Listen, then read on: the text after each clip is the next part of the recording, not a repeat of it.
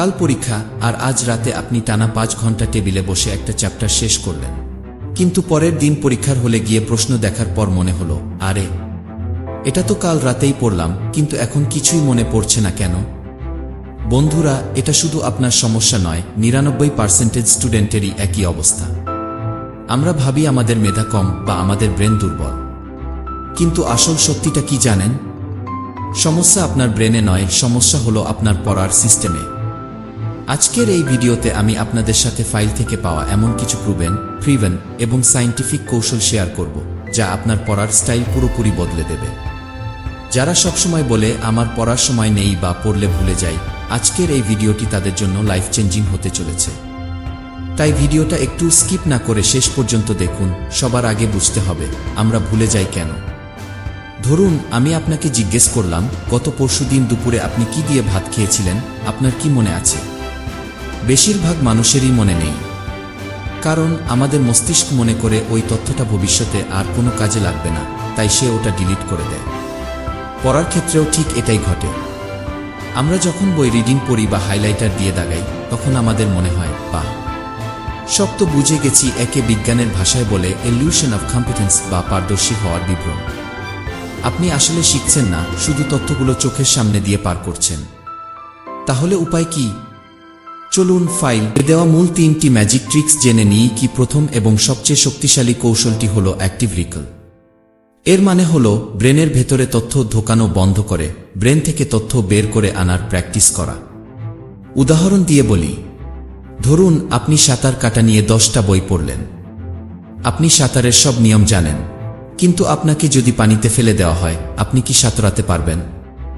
না, কারণ আপনি প্র্যাকটিস করেননি। পড়ার ক্ষেত্রেও তাই। একটা প্যারাগ্রাফ পড়ার পর বইটা ধপাস করে বন্ধ করে দিন। এবার চোখ বন্ধ করে নিজেকে নিজে প্রশ্ন করুন, আমি এতক্ষণ কি পড়লাম? আপনি আটকে যাবেন, আপনার ব্রেনের উপর চাপ পড়বে।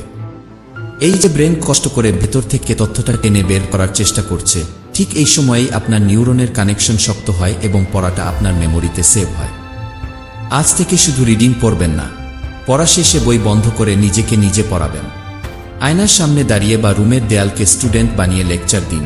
দ্বিতীয় গুরুত্বপূর্ণ পয়েন্টটি হল মনেমানেক বা মনে রাখার একটি জাদুকরী কৌশল। আমাদের মস্তিষ্ক বোরিং এবং একঘেয়ে তথ্য খুব দ্রুত ভুলে যায়, কিন্তু যদি আপনি কোনো কঠিন তথ্যকে আপনার পরিচিত কোনো জিনিসের সাথে জুড়ে দিতে পারেন, তবে মস্তিষ্ক সেটা সারা জীবন ধরে রাখে। চলুন একটা দারুণ উদাহরণ দিয়ে বুঝি। ধরুন আপনি বিজ্ঞানের কোনো কঠিন বিষয় শিখছেন বা অনেকগুলো পয়েন্ট একসাথে মনে রাখতে হবে। ধরুন আমাদের সৌরজগতের গ্রহগুলোর নাম ক্রমানুসারে মনে রাখতে হবে: বুধ, শুক্র, পৃথিবী, মঙ্গল, বৃহস্পতি, শনি, ইউরেনাস, নেপচুন। এভাবে মুখস্থ করতে গেলে মাঝপথে গিয়েই আমরা খেই হারিয়ে ফেলি।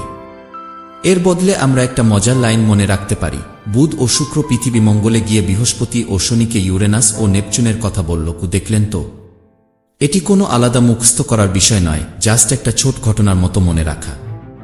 এতে আপনি শুধু গ্রহগুলোর নামই মনে রাখছেন না, তাদের সঠিক ক্রমটাও আপনার ব্রেনে গেঁথে যাচ্ছে। যে কোনো কঠিন পড়াশোনা বা লিস্ট মনে রাখার সময় এভাবে নিজের মতো করে একটা মজার লাইন বা গল্প তৈরি করে নিন। এবার আসি সবচেয়ে জরুরি পয়েন্টে। ফাইল অনুযায়ী ব্যস্ত স্টুডেন্টদের জন্য এটা একটা গেম চেঞ্জার। একে বলে স্পেস রিপিটেশন বা নির্দিষ্ট বিরতি দিয়ে রিভিশন দেওয়া। বাস্তব উদাহরণ, ধরুন আপনি একটা নতুন চারাগাছ লাগিয়েছেন। আপনি কি একদিনেই গাছটাতে 10 লিটার পানি ঢেলে দেবেন? দিলে তো গাছটা মরেই যাবে। বরং আপনাকে প্রতিদিন একটু একটু করে পানি দিতে হবে। পড়ার ক্ষেত্রেও আমরা পরীক্ষার আগের রাতে 10 লিটার পানি ঢালার মানে মুখস্থ করার চেষ্টা করি। এটা ভুল পদ্ধতি। বিজ্ঞান বলে আজকে আপনি যা পড়েছেন 24 ঘন্টা পর তার 70% আপনি ভুলে যাবেন। তাই পড়ার সঠিক রুটিন হলো, আজকে যেটা পড়লেন ঠিক কালকে সেটা একবার রিভিশন দিন। এরপর 3 দিন পর আরেকবার চোখ বুলান। এরপর 7 দিন পর এবং শেষে 1 মাস পর। এভাবে বিরতি দিয়ে পড়লে ওই পড়াটা আপনার শর্ট টার্ম মেমোরি থেকে পার্মানেন্ট বা লং টার্ম মেমোরিতে চলে যাবে। সারা জীবনেও আর ভুলবেন না। বন্ধুরা, গাধার মতো খাটুনি সবাই করতে পারে, কিন্তু সাকসেসফুল তারাই হয় যারা স্মার্ট ওয়ার্ক করে। ফাইলে দেওয়া এই 3টি কৌশল, অ্যাক্টিভ রিকল, নেমোনিক এবং স্পেস রিপিটেশন, আজ থেকেই আপনার পড়ার টেবিলে অ্যাপ্লাই করা শুরু করুন। আমি গ্যারান্টি দিচ্ছি আপনার রেজাল্ট এবং শেখার স্পিড 2 বহুগুণ বেড়ে যাবে। ভিডিওটি যদি আপনার একটু উপকারে আসে তাহলে এখনই একটা লাইক দিন। আপনি এই 3টি কৌশলের মধ্যে কোনটা আজ থেকে শুরু করছেন আমাকে নিচে কমেন্ট করে জানান। আর হ্যাঁ, আপনার যে বন্ধুটা পরে সব ভুলে যায় তাকে এই ভিডিওটা শেয়ার করতে ভুলবেন না। আজকের মতো এখানেই বিদায় নিচ্ছি, দেখা হবে পরের কোনো পাওয়ারফুল ভিডিওতে। ভালো থাকবেন আর সবসময় স্মার্টলি শিখতে থাকবেন।